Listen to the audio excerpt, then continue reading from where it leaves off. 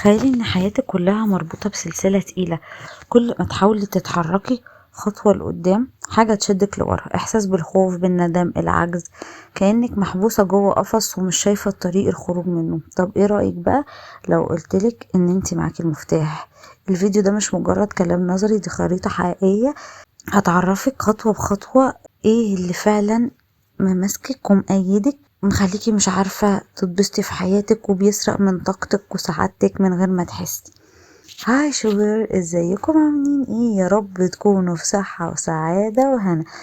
ده الجزء الخامس من كتاب سندريلا سيكريت بعنوان انا حرة. لو ما شفتوش الاجزاء اللي قبل كده هحطلكم تحت في الديسكريبشن، شوفوهم هيفيدوكوا جدا.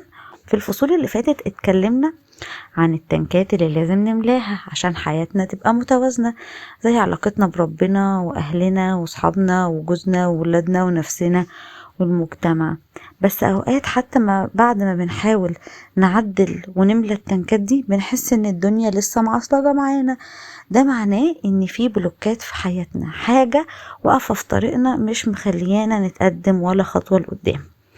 الفصل ده بيشرح ايه البلوكات اللي في حياتك على حسب رأي الكاتبة هبة السواح. الفصل ده بيشرح ان البلوكات دي جاية من التجربة الصعبة اللي انت مريتي بيها، ومشاعر مكبوتة ما تعملناش معاها صح، فتراكمت جوانا زي طوبة فوق طوبة لحد ما بقى سد منيع.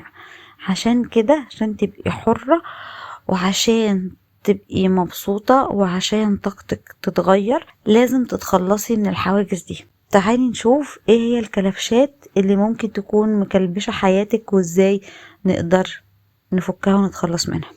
اول حاجة كلبش الكآبة.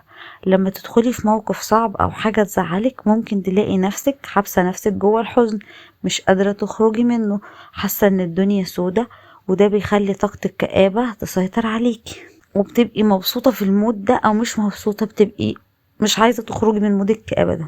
الحل ايه؟ احكي عن اللي مضايقك لشخص قريب منك، مش لاقي حد، او مشكلة مثلا مش عارفة مش عايزة تحكيها مع حد.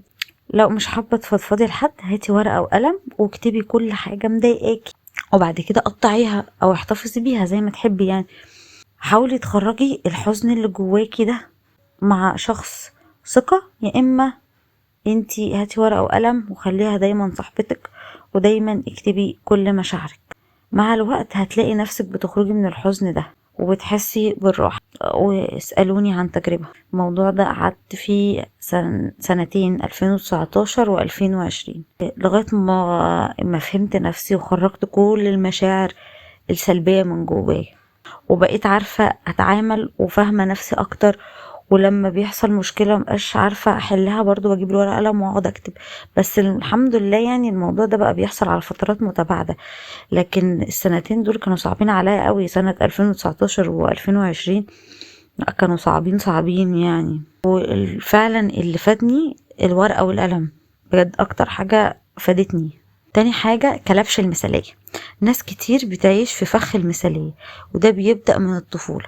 لو أهلك كانوا متوقعين منك إنك دايما تبقى الأفضل، ممكن تلاقي نفسك خايفة تغلطي، خايفة تخوضي تجربة جديدة، بتحاولي دايما تظهري بشكل مثالي عشان ترضيهم. لكن في الحقيقة محدش فينا مثالي، كلنا بنغلط.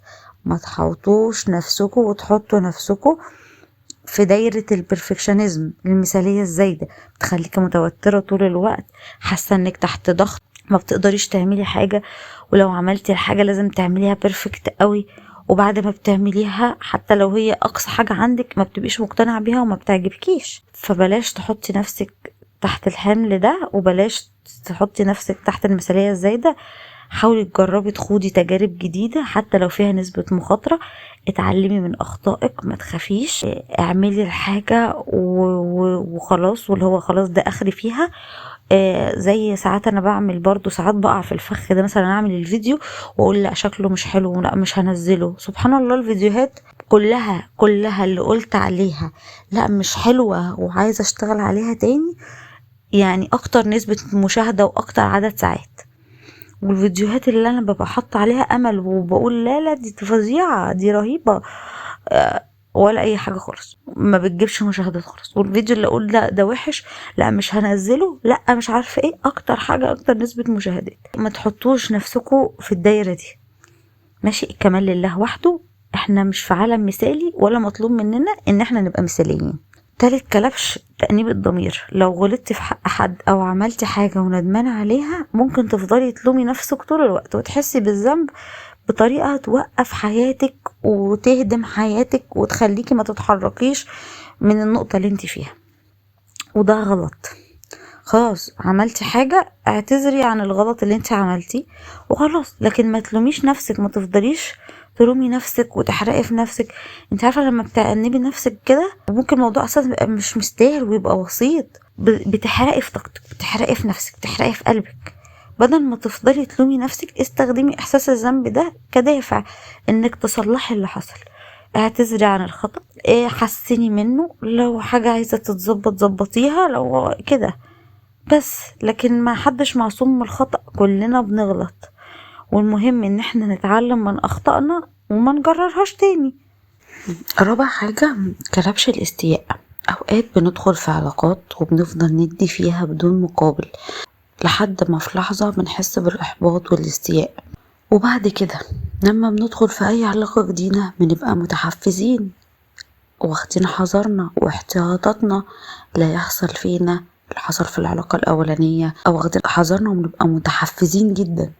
فممكن ناخد مواقف دفاعية ويكون الشخص ده أصلا مش قصده حاجة، يعني انت بتبقى بتدافع عن نفسك على أساس ان الشخص ده هيضرك، وهو أصلا بيحبك ومش هيضرك. فدي برضو مشكلة. فافهمي انك انت كنت شريكة في اللي حصل، يعني انتي برضو اكيد تخاذلتي في العلاقة الاولانية عشان كده جه عليكي، يعني فاهميني؟ وانتي اهملتي في نفسك وما خدتيش احتياطاتك في العلاقة الاولانية، ففي العلاقة التانية بتاخدي احتياطاتك زيادة عن اللزوم، فبتبقي متحفزة وبتبقى النتيجة مش حلوة.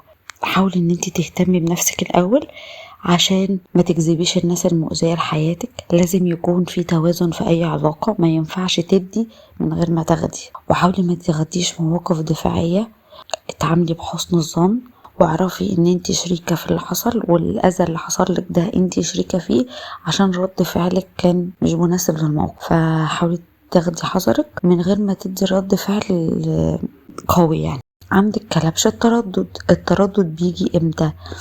لما حد بيتربى في بيئة فيها ضغط وعدم تقدير، فبيكبر وهو مش واثق في قدراته، دايما خايف يجرب، دايما خايف ياخد خطوة جديدة، دايما خايف من قدام اي حاجة بتديله اختيارات كتير، بيتردد مبقاش عارف يختار. ايه الحل بقى؟ اعرفي ان الخوف ده شيء طبيعي وكل الناس بتمر بيه، ومفيش قرار صح 100%. الاهم ان انت تتحركي وتبدأي، ما تفضليش في مكانك. جربي مرة واتنين وتلاتة، لكن ما تخافيش. ده في ناس بيوصل لها التردد ان هي مش عارفة تاخد قطعة لبس، جزمة، شنطة، تفضل تاخد القرار في كتير قوي. فهي مش اول ولا اخر حاجة هنعملها، ومش اول ولا اخر موقف هنتحط فيه، ولا اول ولا اخر حاجة هنتعلمها. فما تخافيش وجربي وتعلمي، احنا هنا في الدنيا مخلوقين عشان نتعلم. الخلاصة بقى، لو انت عايزة تكوني حرة لازم تتخلصي من الحواجز اللي بتكتفك. شوفي ايه الكلبشات اللي مسيطرة عليكي وابدأي في خطوات بسيطة عشان تفكيها. كل مرة هتواجهي فيها خوفك وهتكسري جزء من القيود اللي منعاكي تعيشي الحياة اللي تستحقيها، هتوصلي ان انت تبقي حرة، وان انت تعيشي حياة متوازنة وقادرة وسوية وقادرة تاخدي فيها قراراتك.